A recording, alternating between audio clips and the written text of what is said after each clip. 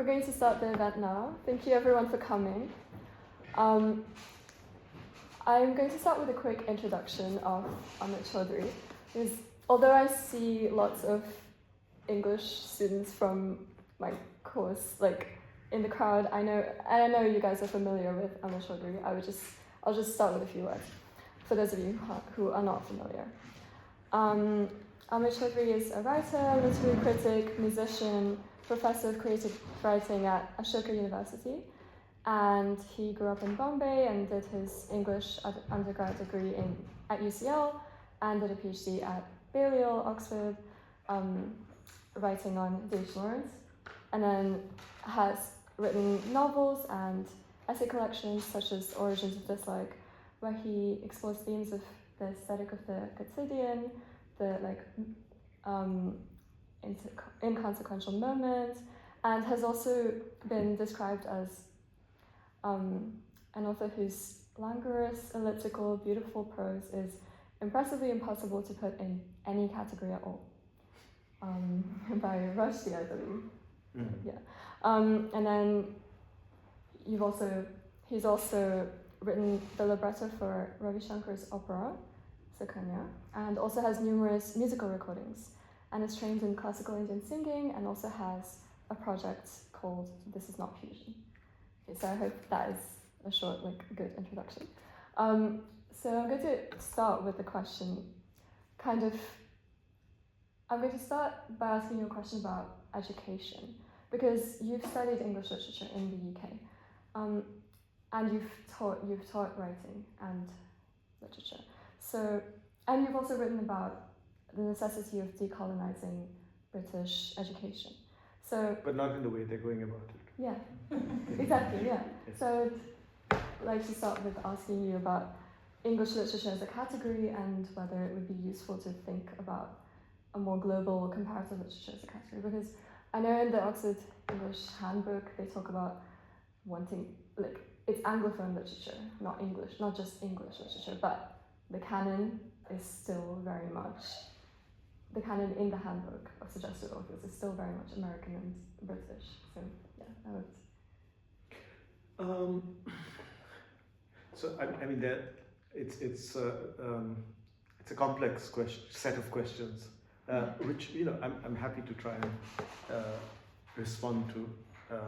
Just have to try and find my way around the various things you've asked, including English literature as a discipline itself, to which I could give a sort of historical, sociological kind of reply and date it to whenever, and its emergence, including its emergence in the so-called colonies. I say so-called because, of course, they were colonies, but they had another identity. And it was in that other identity, which is a far more important identity, that, say, the modern literary tradition appeared in those places. So when those literary traditions appeared, when the transition was made into the domain of the literary, they weren't thinking, the writers who were doing that weren't thinking, well, this is colonial literature. There were a particular set of things that they were thinking through, say, when arriving at the first articulations of modern Bengali literature, for instance.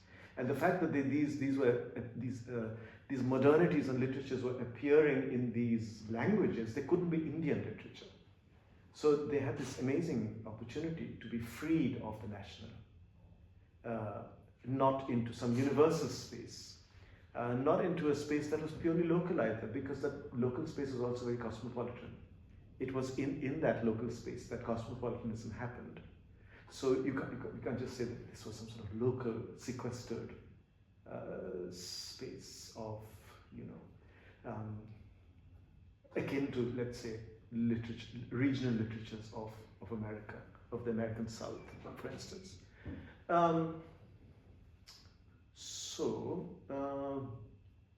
English literature.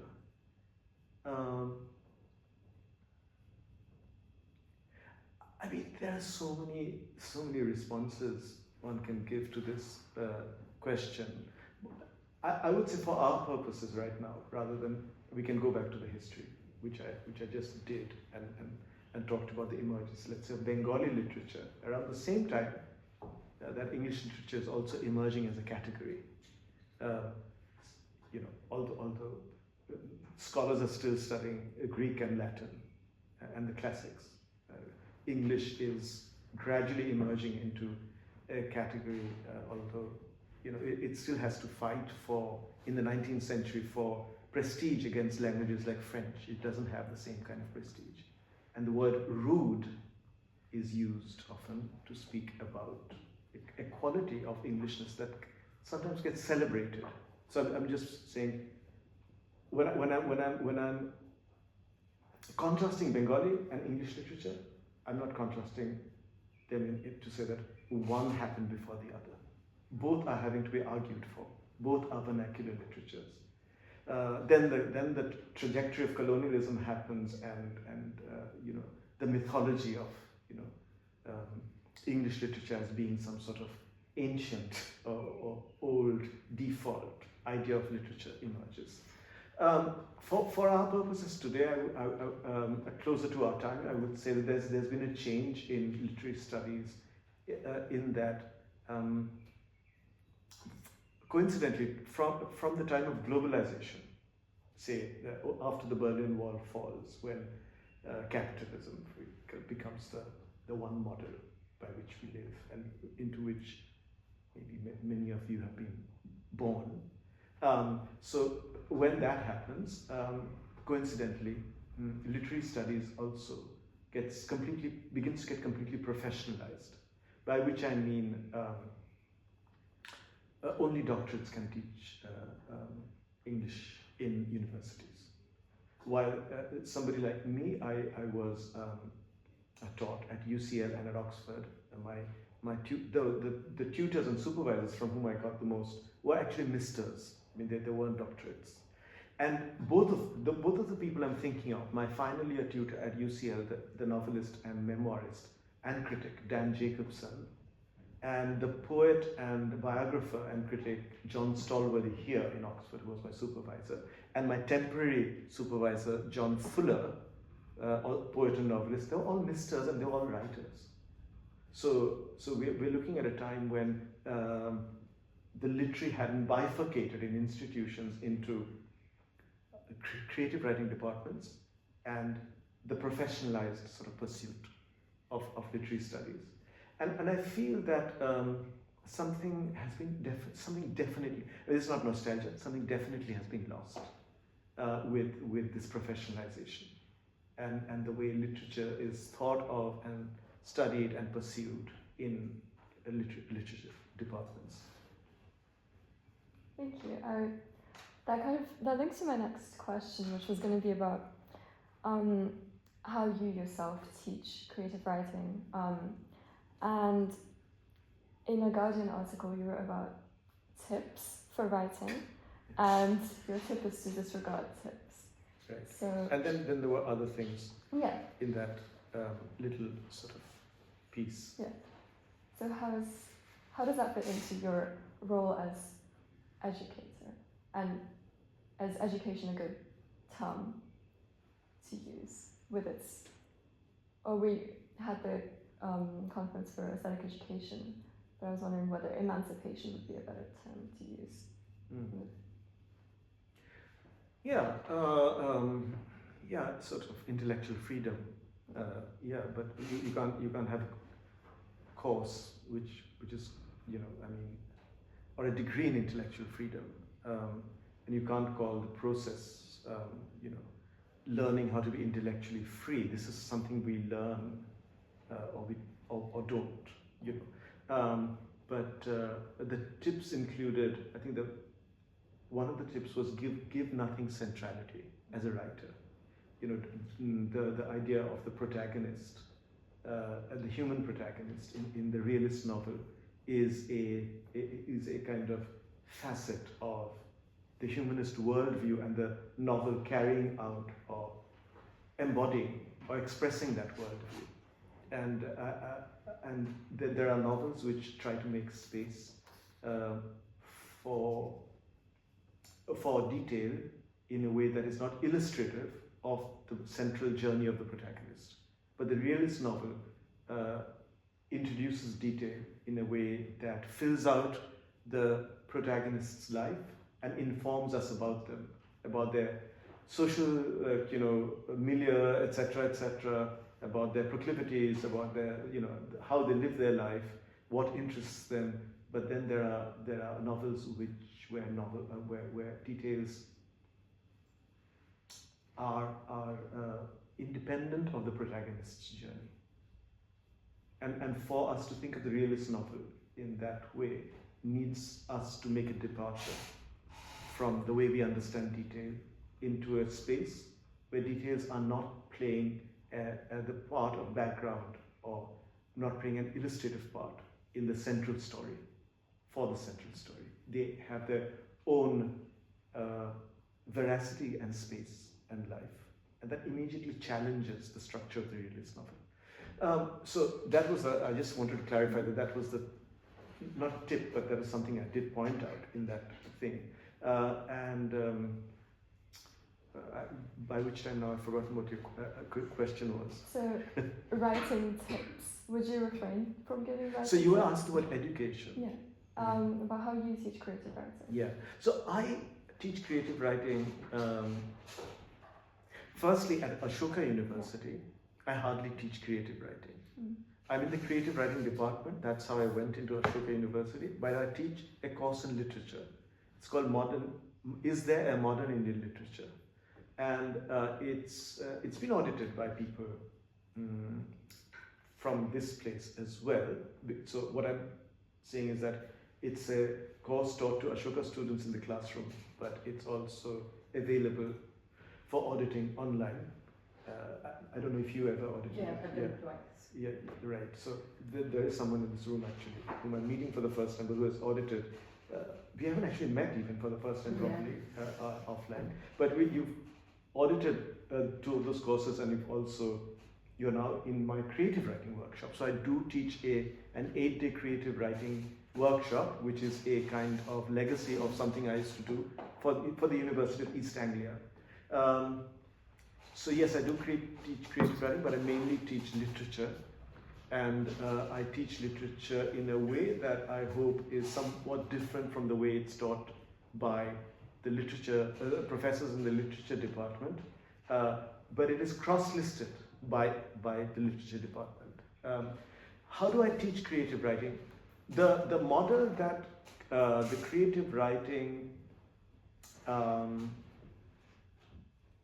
course, or say the MA in creative writing that I taught at the University of East Anglia, the model it has inherited is the model from the Iowa Writers' Workshop, which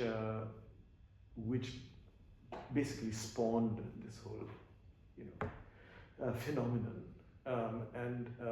The Iowa Creative Writing Workshop is a 60s phenomenon, I think, and the University of East Anglia adopted that model, I think, right at the end of the 60s, 69 or 70.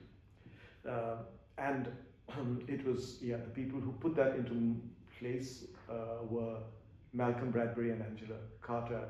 You probably read these people or heard of them. And then, the early students were Ian McEwan and Ishiguro. And the model is workshopping. A strange verb came into existence.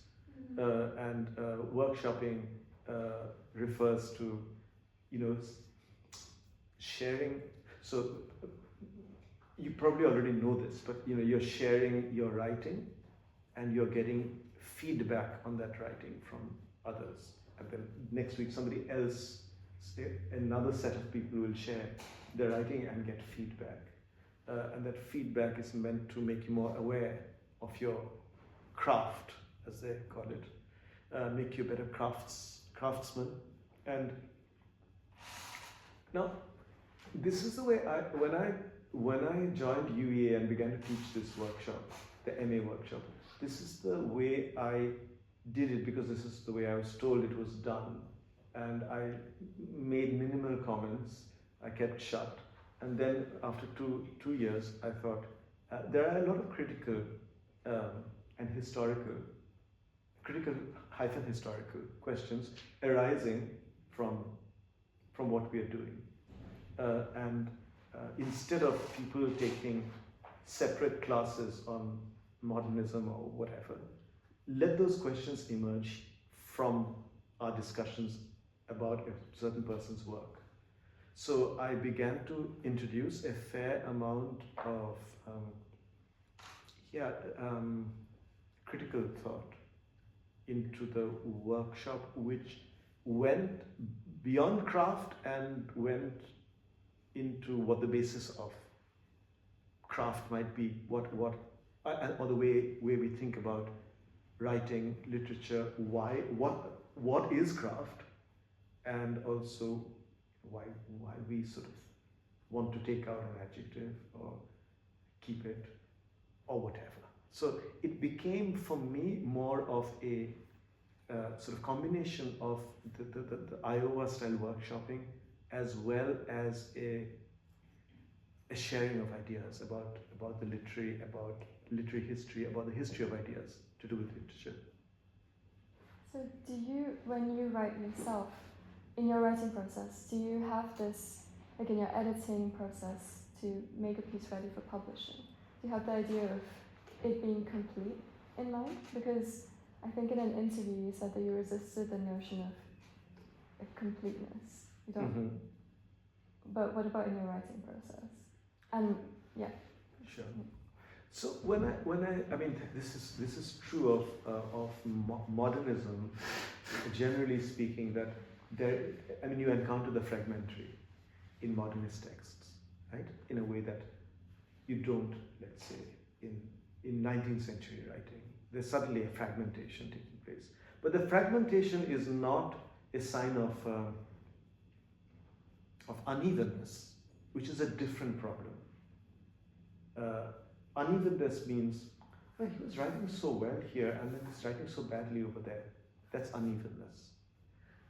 Fragmentation is, well, one example of the fragment is the rise of the idea of the image, right? The image suddenly becomes important to the modernists, to the symbolists and the imagists, and I think Pound calls the image an emotional and intellectual complex in time. So basically the image is a fragment. The image supplants the idea of larger structures as being in itself worthy of staying with. But the image, to arrive at that image, you have to work on it. I mean, you have to jettison the unnecessary in terms of language. Because the image is also a distillation. The image is a distillation, the fragment is a distillation. Part of the reason why you arrive at fragments is because you're taking out dead bits of language and throwing them away. Dead bits of language might be also what gives language a sense, in terms of the fact that dead bits of language might constitute syntax and grammar. Those are where often power and also ideology lie. So you might be taking those out, and then what you're left with are those fragments. But that doesn't mean the fragments haven't been arrived at. They've been arrived at after a lot of work, where you say, this is all that remains. This is what is important, and then you don't think about the fact that, as you would, if you were a different kind of writer, of whether it's making syntactical or grammatical sense. So the idea of incompleteness is an idea of work and distillation and concentration. It is not, the incompleteness is not a kind of giving up on finishing things. It is in fact a kind of finish. I have to say that I also was educated into being exposed to and beginning to be moved by works which were not finished in that sense, works which were uneven, which had these distilled kind of bits of writing, but which had also suffered from overwriting. And D.H. Lawrence is one such writer who I grew to love, but in whom I saw these contraries of completely over-the-top writing, which alienated many of his readers who had grown used to a particular talent he had from this great novel he wrote, which was a perfect novel, Sons and Lovers. And then Lawrence very consciously let go of the control, he said, that kind of novel had given him over the visual. And he courted a kind of unevenness. He's one of these very early figures who sees that kind of control which a particular kind of modernist writer needs to have, starting from Flaubert. I think he hated Flaubert. Because he writes a really vicious review around 1918 of Thomas Mann's Death in Venice, which is a wonderful work and a very compressed and distilled modern work. And he writes a vicious review of it and calls, I think if I remember correctly, Mann the last sick progeny of Flaubert. So what he's suspicious of is that kind of control. He wants unevenness. He thinks unevenness has some sort of almost moral necessity. I too find myself kind of drawn to certain works which are uneven, which are very unlike my own aesthetic, where I'm looking at a particular kind of distillation. But to enter those works, to enter those temperaments, you have to do what Lawrence said the white man needs to do vis-a-vis the Mexican Indian in the market, that kill himself. I mean, basically kill that part of himself that is white and enter into a different kind of consciousness. He's saying just understanding and compassion and all of those things won't do it. You have to kill the white man in you, and to enter that field that of unevenness, I too have to kill myself, the modernist in me, to enter a different economy of knowledge and understanding. That's very interesting. I want to ask you a question about literary aims. So, because you've written about Indian literature, Indian Anglophone literature, and you said that post-Rushdie, India was, there was this idea that because India is a huge baggy monster, literature, the Indian novel also had to be the huge baggy monster. And you're doing something different in your writing to the maximalism that has emerged with this kind of writing. Actually, before I ask about literary aims, do you think that kind of national allegory that Midnight's Children was necessary in that moment in order to break free from that and then move on to a more kind of literary activism that you... To free itself from what? To write the national allegory first, and then so that has already been done, and now literature can move on in a different direction. National allegory is probably Jameson's term. Yeah. Well, right? Is that his term?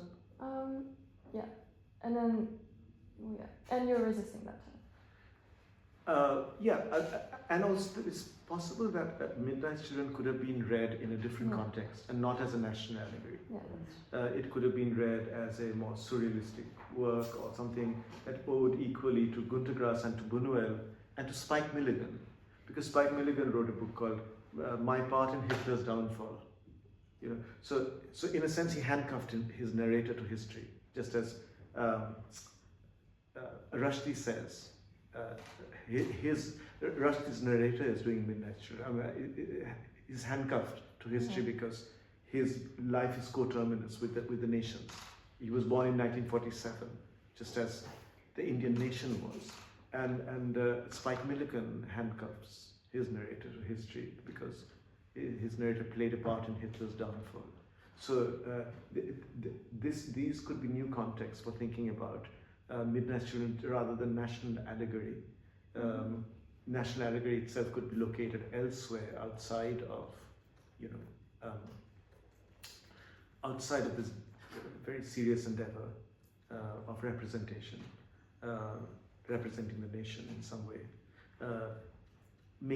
enabling a continent to find its voice. To quote a reviewer of Midnight Children in the New York Times and New York Review of Books, I can't remember which one. It could be, as with Spike Milligan, be part of a larger sort of playful project, as it is with Spike Milligan. History becomes play, So it could be that. There could be other ways of reading Midnight Children, but we're stuck with. So the problem is not the novel itself. The problem is the rise of a particular way of reading, the rise of post-colonial studies, and it's narrowing down of how we could read. So the post-colonial reading that needs this whole idea of empire rights back, colonialism as being suddenly the only definitive ways of understanding things, which creates a discontinuity between, say, Rushdie's writing and writings by other people and other things that happen in other art forms, because Rushdie is a fan of art and cinema, and also creates a discontinuity between him and what was happening earlier in India, in the Indian languages, where it was improbable that one would want to write the great Indian novel, because they were all writing in Bengali or Kannada or Marathi or Urdu. In Urdu, in fact, the main short story writers were short story writers. There were novelists like Kuruttelen Haidar, but she was also mainly a short story writer, but she did write novels as well. Ismat Chugtai, but again a short story writer. Some of her most well-known works are short stories. So this sudden rise of the novel is what we're talking about over here in the 80s, which then occludes the various histories of forms of experimentation, forms of representation, which are often necessarily incomplete because these are shorter forms, novels, novellas. I mean, European languages, similar to the Indian languages, have a great sort of love for the novella. Just as Henry James said, he loved that form. So those are incomplete forms on some level. They are exercises in a sense, in a kind of formalism. That because with a novel, you always think, with a novel as a form is secondary, what it is doing is documenting life, or giving us life. With a novella or a short story, you are aware of the form. So it becomes an exercise in formalism to a certain extent. You are aware of encountering the short story as a form, or especially the novella as a form each time you pick one up. The very fact that it's so light, a novella, it reminds you of the fact that, well, I'm reading this for some other reason than the fact that it's giving me a lot of information. It's giving me a lot of something. There's some other reason why I've picked this up to read it, and I'm going to spend some time with it. It's the rise of the novel and the idea of the novel as being some sort of mimetic engine with which to understand so-called large themes and large issues. The mimesis of form, which haunts, literary studies, and the mimesis which haunts literary studies, and the way it looks at language and form. So with the wasteland, or with modernism, the fragmentary of a non-representational or non-narrative nature, say, of much of modernism, is seen to be mimetic in some way of Western civilizational breakdown. Western civilization, the loss of Western civilization, it broke down. And so these fragments have I shored against my ruins. That's Eliot. It all becomes a form of mimesis. But that's not the best way to read modernism at all, because it is so wonderful, modernism. It doesn't adhere to this kind of allegory of disenchantment, allegory of Western disenchantment. So similarly, with the ideas of national allegory, you have imposed upon, especially the novel as a form, the demand for a particular capaciousness, and for that capaciousness to represent something through form, not just as in the realist novel, through what's being written about, what's being represented, but through the form of the novel itself.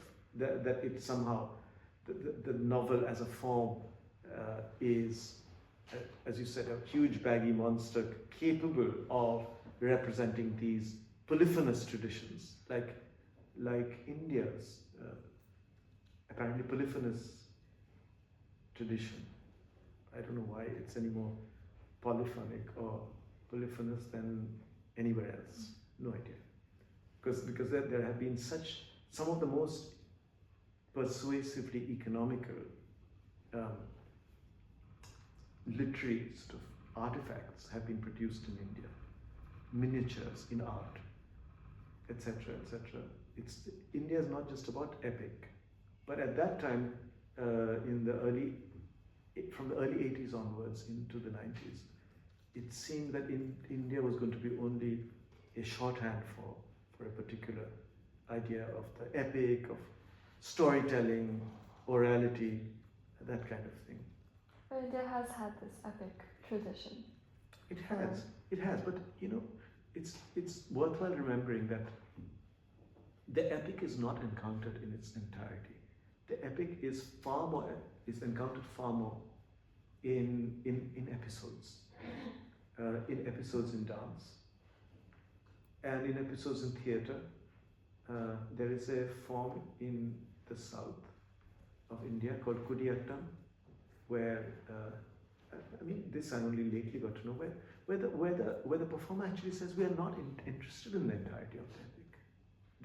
It is an aesthetic decision on their part that we will focus when we enact something only on a particular episode. This idea of the overarching epic is not of interest to us. So it's a particular kind of sensibility which comes into play, and the imagination comes into full play through the episodic, through choosing something which then is looked at again and again. So it's not like a 19th century novel rewritten in postmodern terms, that the epic has to be something that, as we think of it now, that is kind of partaken of in its entirety. Also, I think you mentioned earlier about fragmentation being a way of mimesis, because it was to show that the West, like the fall, the breakdown of the West, and then, but isn't that fragmentation also like a way of resisting mimesis, or would you say that's like a way of? Fragmentation is a way of resisting mimesis in that it is a way of resisting the representation. But then it's it definitely is of interest to me because it is part of a non-representational term in the West, in Europe, and in other parts of the world, just at the time in the heart of the Enlightenment, which is saying, be representational, know everything, learn through knowledge, and the rise of the fragment is the rise of literature and the arts as a critique from the late 18th century onwards of the Enlightenment. But we want to, on the one hand, connect literature to the Enlightenment, which is why we look at canons in a particular way. Mm-hmm. We think the canon is dead, and it's a problem because because it basically embodies class. Class is connected to the Enlightenment. The canon is often a way of smuggling in what are very anti-Enlightenment kind of discourses. We are lulled, of course, into thinking that this must be great. It's really close to us. We got educated. It's really part of who we are. While it's kind of really pulling the rug from under the feet of the Enlightenment by showing completely different animosity to much of what the Enlightenment values. Much that's in the canon, that is, in the modern canon. Um, uh,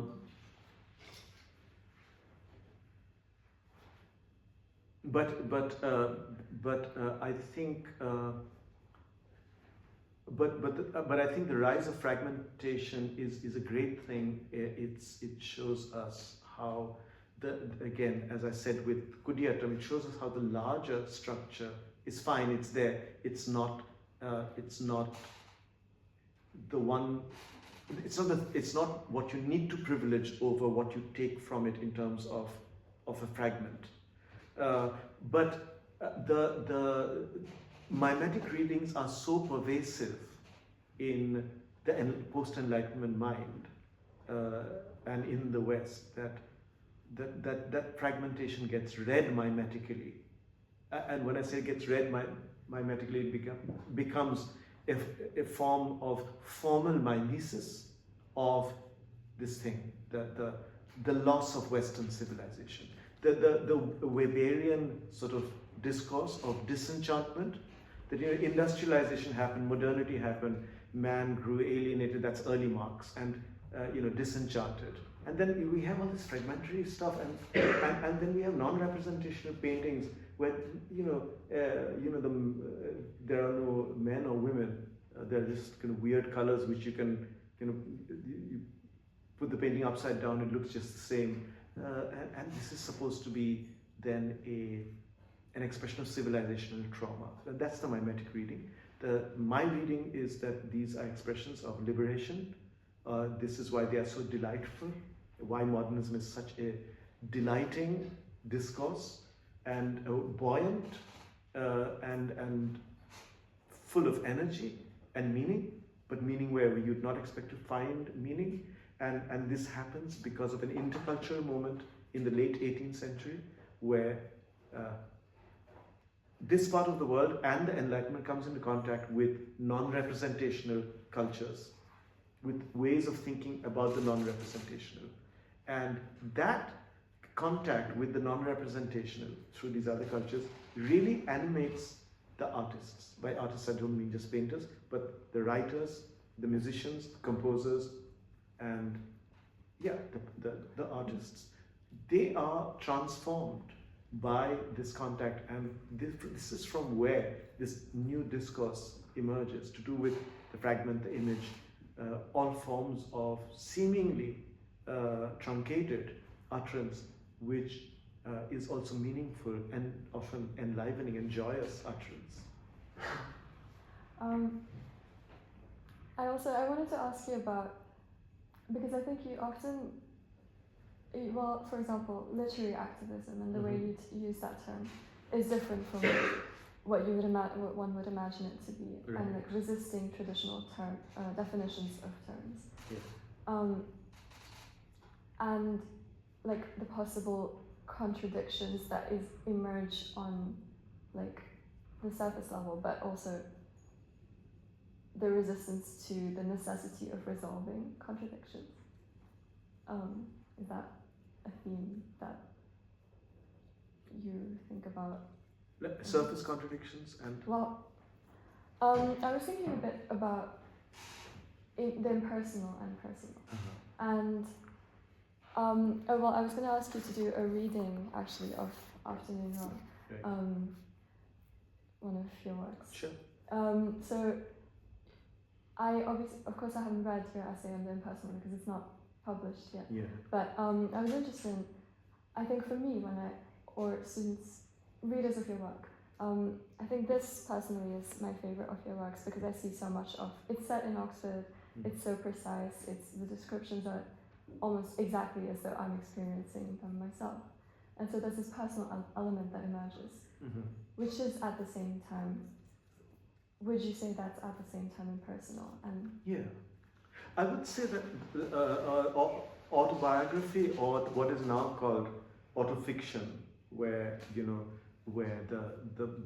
author is in the text, as it were. Autobiography is where the author calls himself, Ravi or Hari or John or whatever. But in the case of autofiction, there's a strange jolt because the author has the same name as the narrator or the person in the text. Or the protagonist in the text. But the autobiographical and now autofiction are ways of practicing impersonality. They are not ways of confessing. Again, the mimetic reading makes us think that, he's right. Autofiction must mean that, that they went through this trauma and now they're offloading it on us, and this is so important because this trauma is important. But it is actually a different kind of critique of that, and it's a practice of impersonality. I think you see that in Annie Ernaux also, always at pains to sort of say that it's not about that. It's not about. I'm not just writing about my emotions. She's not writing about her emotions, so it's scalpel-like and cold and detached. So it's like that binary, it's emotional, but it is impersonal. Again, as I said in the talk, Eliot points out the fact that the emotion of art is impersonal. And that's a very curious statement because it's a new use of the word impersonal, which means without emotion. It's on the, such and such, that person is so emotional, that person is a bit impersonal in their behavior. And he's saying the emotion, he's not saying there is no emotion in art. There is emotion. The emotion of art is impersonal. He's also not saying the emotion of art is universal, which is the thing which we are used to. So he's creating a space for an intervention, an angularity. So something like autofiction or autobiographical fiction is the place where you most get this kind of exploration of the impersonal. This not exploration, this pursuit of the impersonal. You want me to read out? Yeah, yes. You were saying the passage. Certainly. Is this Yeah. the one? Yeah. That's one? right. Yeah. So I'm going to read out a short chapter from a very short book, but I haven't read this for a long time, and I'm only encountering this chapter after many. And I wrote it in 1992. It was published in '93 when I was still a student. It came out a week before my Viva, actually. So obviously I'm a little embarrassed to read it, but I am going to read it. This we both decided, Sanya and I, that I would read this because it's about a day when it rains, an afternoon when it rains in Oxford. So please forgive the kind of the way it's been written. I was very young when I wrote it. The first few weeks I knew Shehnaz, when we were still getting to be friends, was an uncomplicated time. We made appointments and did not keep them. We made appointments to discuss when we might meet. We liked each other but were occupied like children with other things to do. Sometimes I am nostalgic for that make-believe busyness, full of innocence of having other things to do. The pre-lapsarian background of lectures, bookshops, friends, our lives spent generously and routinely like rain showers, stopping and starting again. We decided to meet at the St. Giles Cafe near the Oxfam bookshop. Do you know where it is? She asked me with a smile. These sociable questions she would invest with a mischievousness so that they became funny and meaningful, and I would always pretend to be embarrassed answering them. I did know the St. Giles Cafe. It was the only place in Oxford that served a strong and dark coffee with a scorched South Indian flavour, a white froth, almost a scum, formed on the top even before they had put the milk in it. Unlike the coffee in the middle and senior common rooms, it was hot, and one could, with a certain satisfaction, admire the steam rising from the cup before one drank from it. The cafe was a small, ugly and crowded place full of students and tramps minding their own business, hatted and bearded, with an unworldly look about them, like musicians. On either side of each table there was a bench, and one had to squeeze past people to get out. To sit down, or have people squeeze past you as they got out. Thus, as one made small adjustments in position, one was always feeling grateful or obliged, strangely powerful or powerless. One shrank and hunched, and then graciously expanded again. in regular accordion-like time. Each table also had an introvert who sat in the corner throughout and looked at no one. When people were called to take their food from the counter, they were not addressed by their names but by their orders. Ham and eggs, plate of chips, bacon sandwich. And calmly and without confusion, those who had been labelled so uniquely rose and walked towards the counter. Whenever the door opened, a draught entered from outside with the baked air inside, smelling of frying bacon, cushioned us from the cold and from other influences. The paradoxical confluence of timelessness and movement in the cafe made it an ideal place for a first meeting between two foreign students. Yet that meeting comically was not to be. It was the beginning of summer, and some girls walked barefoot that day on Cornmarket Street. There was a hustle and bustle, a festive hurry, and even Ryman's, the stationery shop, had inspired-looking customers queuing up to pay for envelopes and sheets of paper and sellotape. Sharma and I were roaming around at our ease in loose shirts, two Indians whom I'd never have met in India, feeling at home, giving studious attention, as if it truly mattered, to shop windows and an ancient organ grinder, edging our way towards Westgate, both of us feeling boyish, and I especially younger because I was wearing sandals. It began to thunder then and rain very hard as it does at home. Girls screamed in English, and people who were waiting for the bus panicked. But soon the crowds deployed themselves into neat and dripping little squadrons, cheerful and brave, and the entrance of the Clarendon Centre and the great department stores were converted into shelters with an unfussy swiftness. I had never seen it rain like this in England before. Water collected in the lanes and flowed past us as it does in Calcutta. And the English were excited at first and then reasonable and collected, telling each other jokes and enjoying themselves. It was all a little like, but yet very unlike, the wise dailiness with which an Indian outweighs a shower. Sharma looked at the sky and felt poetic and told me how he was reminded of his village. Thus I did not meet Shehnaz that afternoon, but waited outside a shop that sold shoes and saw wet and laughing people running and disappearing, and committed to memory the rare, leisurely couple who walked by contented and soaked. Later, Shehnaz told me how she had cycled to the St. Giles Cafe after it had stopped raining, but had found it empty except for its owners, the stentorian callers of ham and cheese and bacon sandwich, who were silent now and busy mopping up the wet floors.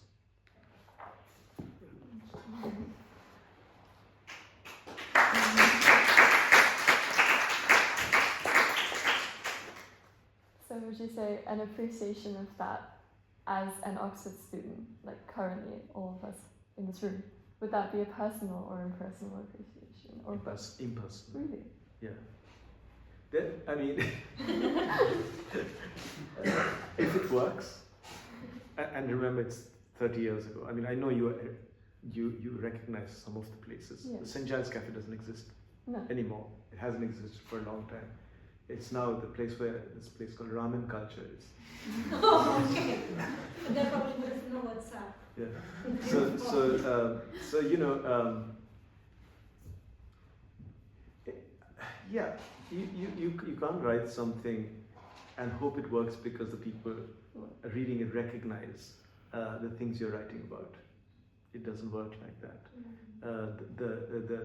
It works. You take pleasure in it for different reasons, and this is what is so interesting, that all of you here have something to do with Oxford or are studying here, and I have something to do with Oxford. But if there's any bit in that which I liked on rereading it, it would have to do with something completely different from any personal kind of connection with the place.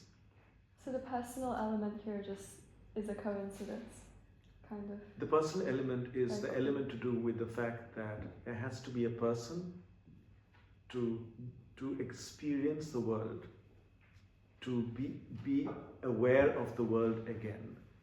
It is that new awareness of the world, that writing sort of makes a place for and explores and makes a case for. But for this kind of writing, there has to be a person who it is is that's a contingency. I mean, that's like we don't know who that person could be. It could be me. It could be somebody else. It just happens to be me. So it's a questioning of, in a sense, of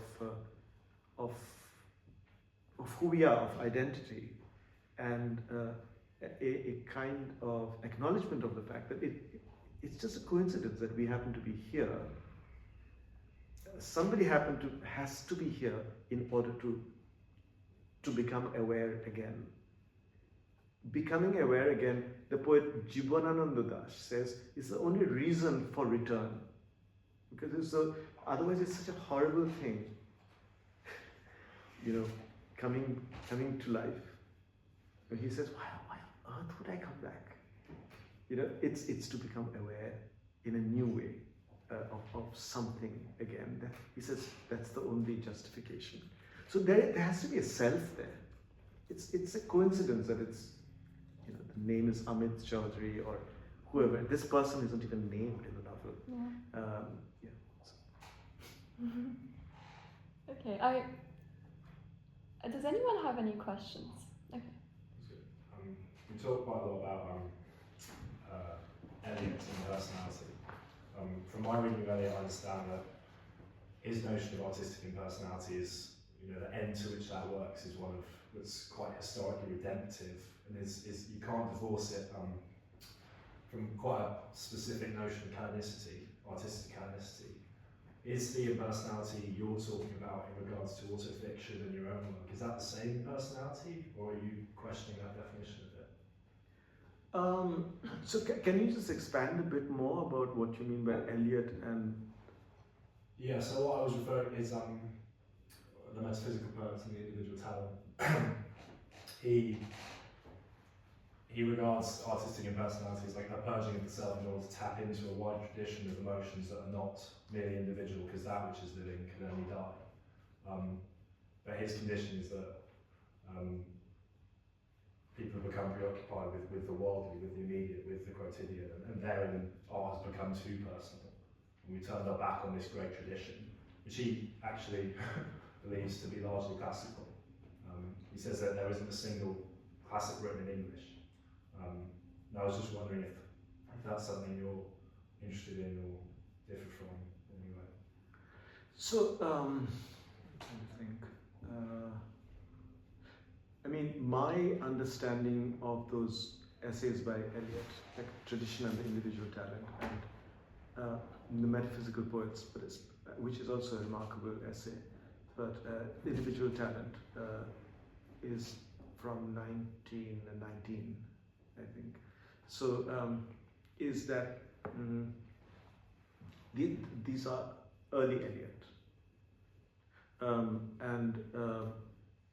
so the fully formed and conservative, increasingly conservative in some ways, Eliot, and in some ways somewhat reprehensible Eliot still hasn't emerged. This is the Eliot who is still, to a certain extent, formed by his study of other lineages, including Buddhism, which was very important to him, as you know, and the Gita, which he quotes in his work, and the Upanishads, which he ends the wasteland with. These are not instances of Eastern wisdom that he's interested in. These go deeply into the conceptualizing of impersonality. So it's where it's in Buddhism and in the Upanishads that he would encounter impersonality. And by impersonality I mean a particular kind of non-subjective attention. So impersonality, words like impersonality and disinterestedness are located at the heart of the Enlightenment's idea of reason, disinterested reason, the impersonal state. The law is disinterested, or needs to be.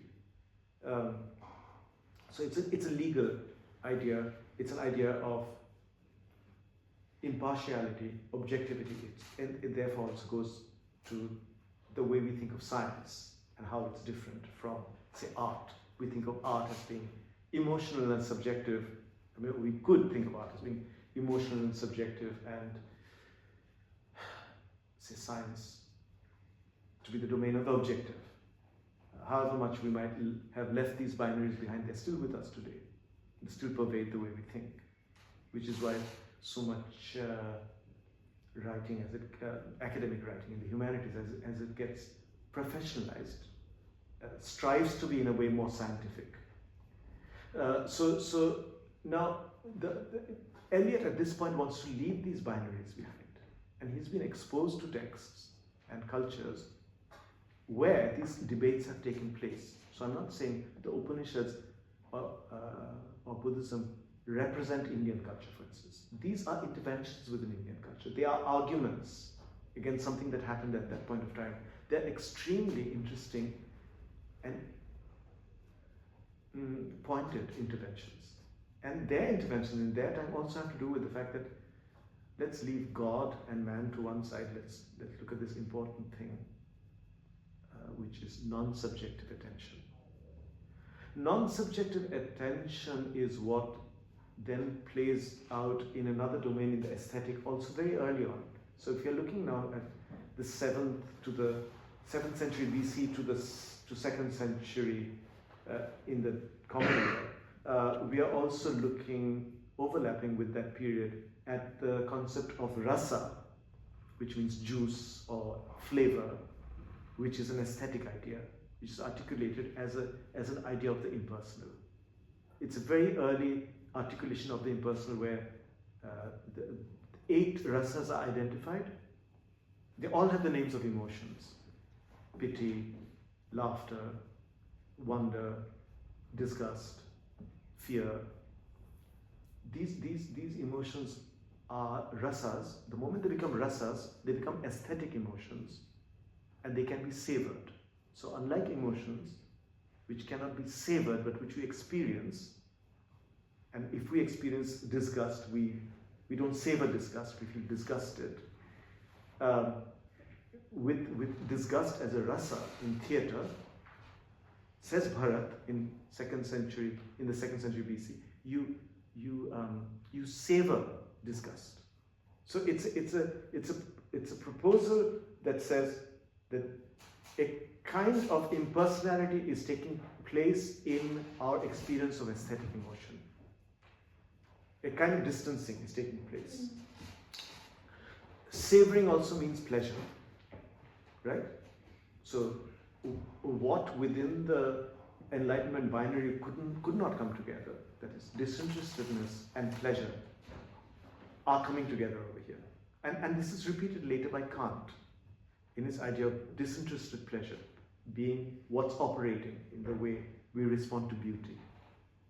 So disinterested pleasure is an oxymoron, just as as his statement, Eliot's statement, that the emotion of art is impersonal, is self-contradictory.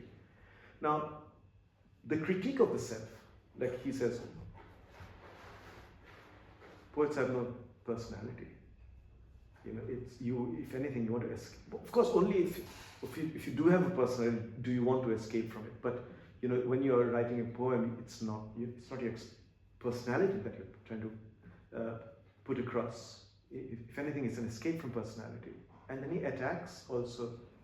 He says, but I think I'm sort of uncomfortable, he says, with the idea of the unitary soul in the same essay.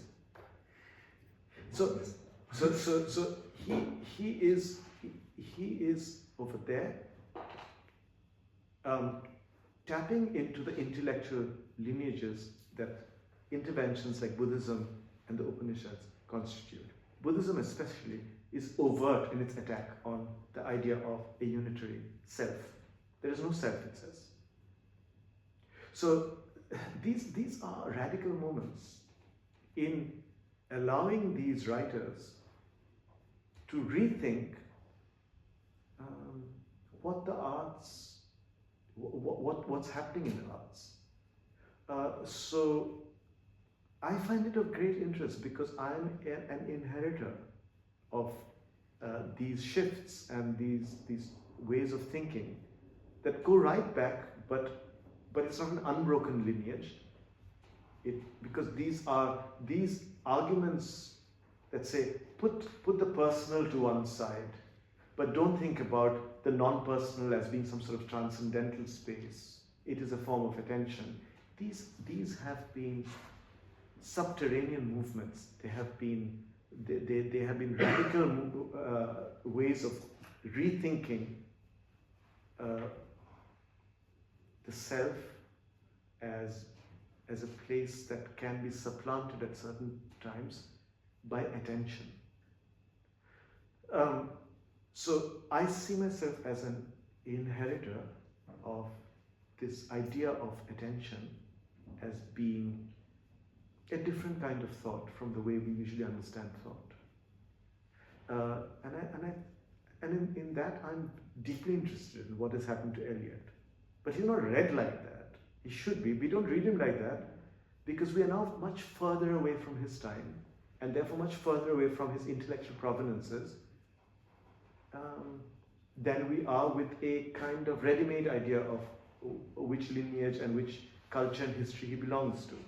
But these people were very close to these shifts taking place where they were encountering these other traditions, and these other traditions were philosophical traditions questioning many of the kind of unitary sort of entities that were crucial to the Enlightenment. They're questioning them, and they were taking from them and doing something new.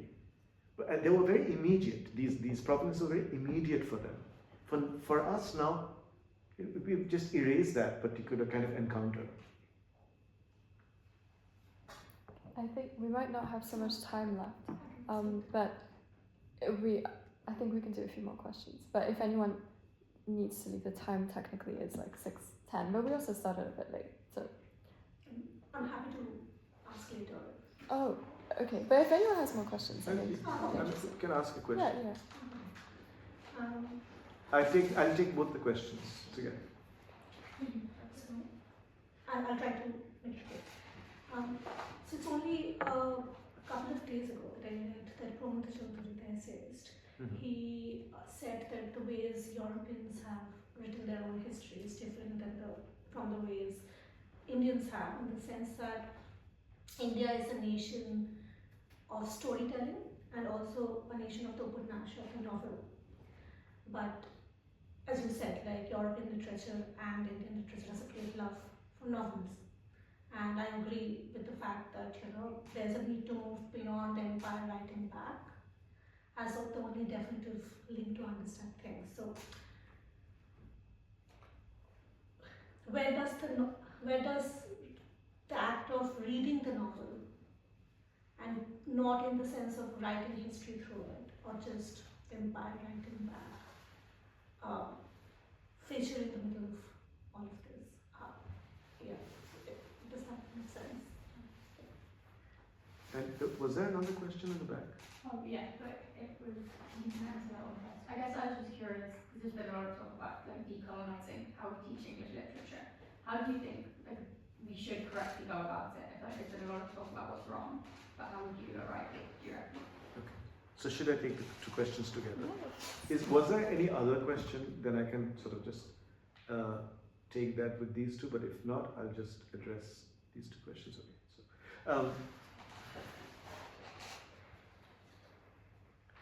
I mean, the novel, I don't see either the novel or storytelling as being central to Indian, whatever the Indian sensibility might be. I do see elision, compression as being central to non-Western traditions. It's possibly sort of important in Western traditions as well, but it is certainly the art of compression, the art of elision, the art of miniaturizing, the art of synecdoche. I think one of the reasons why, dance, the revival of the classical dance in India, because it was basically revived and put into a separate domain, the domain of, the aesthetic in the modern sense. That is, it began to happen in concert halls and auditoriums, and educated people patronize these forms. The educated people patronize these forms because a whole class came into existence that loved synecdoche. There was a whole class of moderns that treasured and cherished gesture over realism. So these dances are gestural. They are synecdochal, if there is such a word. And so we see right from the end of the 19th century into the 20th century a class of people coming into existence who are secular people, who exist in this new space of the secular, who are interacting with these classical forms and classical dance because of their kind of interest in the incomplete, their interest in what is suggested rather than what is captured through representation. So that's an entire culture over there. And so to say that India is about storytelling in the way we understand it now is not strictly speaking true. Storytelling is one part of that culture maybe, but there is a great love of and a great pride in loving the nuance of leaving out, of not saying. Indian classical music is also so much about suggesting. Improvisation in Indian classical music is about expanding and deferring.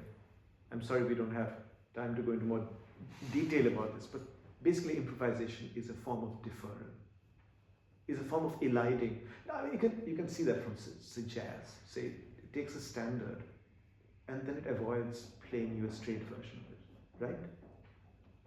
We call it, we think of it as adornment on the straight version. It's not. It's an avoidance of the straight version. It shows how the straight sort of standard can be a starting point with which to be circumlocutory and avoid. It's a lesson in avoidance and how avoidance can constitute beauty. So straight on storytelling. The novel as a form, I would say it's one part, but not in the way we understand it now, in terms of full-on representation. Your question was you connected the novel to what? Just the act of reading the novel. Yeah. In the way of going beyond and by writing back, basically. Right. And by writes back, this is, I mean... connected to history. Sure. They're connected to history. I mean, that's a kind of, like 1980s, 1990s sort of a thing where suddenly people began to think that everything that happened in, say, places like India was formed in modernity by empire, which narrows down things quite a bit. So I think since we're running out of time, I would only say that kind of idea narrows things down in a way that would not have been sort of made sense to those people who are writing in that domain. The empire exists somewhere, but other things exist, other arguments exist, other things are being argued with and against. One of them being representation, and we don't have time to go into that now. Now, your question was about. This is becoming a sort of test in remembering. The decolonization. Decolonization. So, since I've just given you sort of some instances of saying that there's actually no such thing in any sort of real way as sort of Indian literature or a lineage of Indian thought. It becomes difficult to decolonize without falling back on presuppositions of that kind. Secondly, I would say that the idea of adding things in order to decolonize. This I experienced firsthand. You know, that somebody at UEA thought that, to quote her, to quote this person, thought that the syllabus that year for the second year undergraduates doing creative writing was, within quotes, too white, and so she wanted to put some other stuff in, and that is not to decolonize. That is like, that's like the joke about, the guy who's drinking in a bar, and you ask the person, somebody asks the person, why are you drinking? I'm drinking to forget my problem. What's your problem? My problem is drinking. So that is caught in that whole circular thing of representation, which you want to throw out of the window anyway. It's time to now move beyond the representational in order to understand the ways in which various intellectual histories have worked. I would also say that these intellectual histories that I've been talking about, say I've talked about impersonality, these move across not only cultures. So I've talked about Eliot, but I've talked about Bharat, but they move across gender and caste. The impersonality is an angular argument that becomes useful to people from all kinds of backgrounds, even in India. So again, so I would say look at things in terms of intellectual positions and see where and where they're taking place, how they're playing out. Intellectual positions, and there is a conversation going on about these positions at different points in history. Some people are part of one kind of conversation, others are part of another, so yeah. Because this is an important conversation to be had in India as well, because in schools, in high schools, the curriculum is very much, the English texts that are taught are like Tom Sawyer, Huckleberry Finn, Wordsworth, at least that was my experience. Yeah. So how would you go about changing that in Indian schools? Huckleberry Finn and Wordsworth is fine because they are also part of the Indian inheritance. Rock music is very much a part of the Indian inheritance, and so I wouldn't filter those things out. But I would want us to understand, ways in which they're part of the Indian inheritance. For that, we need to get also acquainted with Indian composers, Indian writers, who have been in conversation with these and other kind of backgrounds. Other kinds of lineages. Just as, not Huckleberry Finn, but Wordsworth is in conversation with this shift that I was just talking about, that leads to a new idea of attention, the shift towards the non-representational, towards the impersonal. As I said, I think, saying to somebody, but I've written about this before.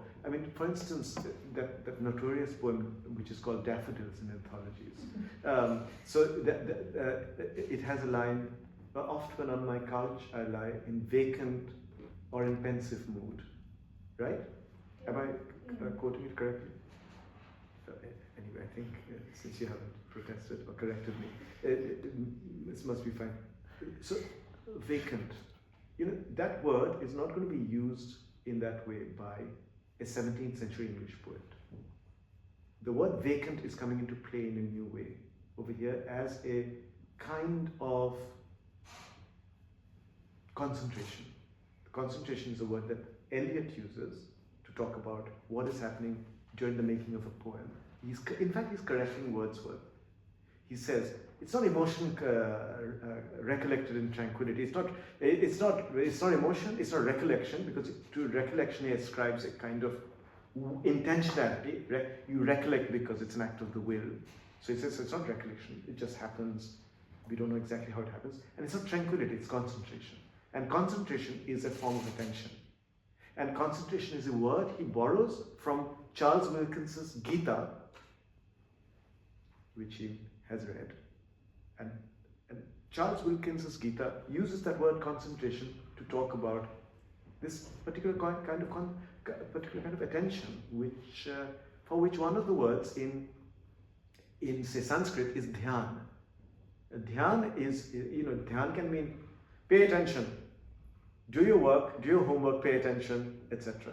And dhyan can mean this non-subjective attention, which is of interest to Eliot. Dhyan is then translated into Chan in Chinese and Zen in Japanese. So it's this journey of this particular kind of attention that is also there. You see it emerging in Wordsworth in this word and in various other ways in his poetry, but over here in this instance in the word vacant or in pensive mood. They flash upon that inward eye, which is the bliss of solitude. What is going on over there? A particular history is playing out in those lines. So what I'm saying is, don't chuck out Wordsworth, because Wordsworth is part of the conversation. Okay, But you need to know what Tagore is doing, what other the poets in India do, for not just them, not just you, or people in India need to know that as well. I mean, there are these literary traditions are now only available to us in properly legitimized compartments, which are inimical to kind of any real engagement. Okay, well, thank you everyone for coming. I think we should probably wrap up here.